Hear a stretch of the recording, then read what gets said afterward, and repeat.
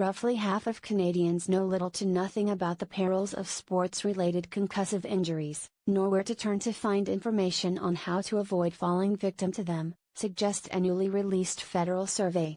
The online survey, commissioned by the Public Health Agency of Canada to gauge the country's grasp and awareness of the concussion issue, found that while 97% of respondents consider it an important health problem, only 51% said they knew where to get information on avoiding one. 46% of respondents reported knowing what to do when someone gets a concussion, while 40% said they can recognize the symptoms. About half of those who took part in the survey reported having little or no knowledge about concussions. Although most knew the condition as a blow to the head that causes a variety of symptoms, such as headache or blurred vision, Health Minister Jeanette Petitpas-Taylor has been mandated to work with the Minister of Sport and Persons with Disabilities to implement a pan-Canadian concussion strategy and raise awareness for parents, coaches, and athletes on concussion treatment. Steve Podborski, the President and Chief Executive of Parachute Canada, said the biggest gap in knowledge is at home, where unlike a broken leg or cut, the symptoms of the problem can remain hidden. Parachute Canada developed federal guidelines on concussions in sport last year, and Podborski said the goal was to get 20 national sports organizations to adopt the guidelines. As of last month, more than 40 national sports organizations have signed on.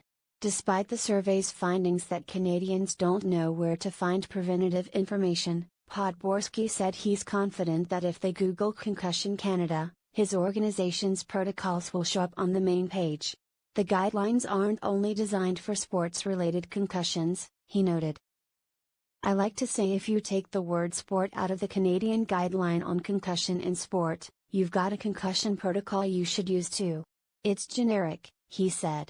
This is for anybody's head.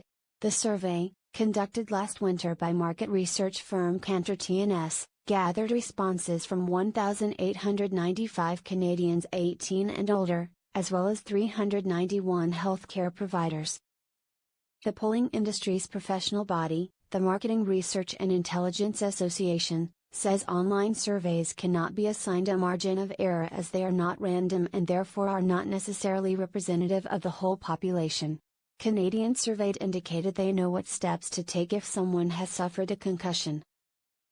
But the report notes that respondents were provided a variety of responses and were therefore prompted with options that included the correct answer. The survey also used true or false statements, so in some cases a respondent could guess correctly half the time. The survey also measured concussion awareness and knowledge among parents, teachers, coaches and healthcare providers. Parents were found to have similar levels of knowledge as the general population, but they were more likely to have searched for information, and to know where to find preventative information and what to do in the event that someone sustains the injury.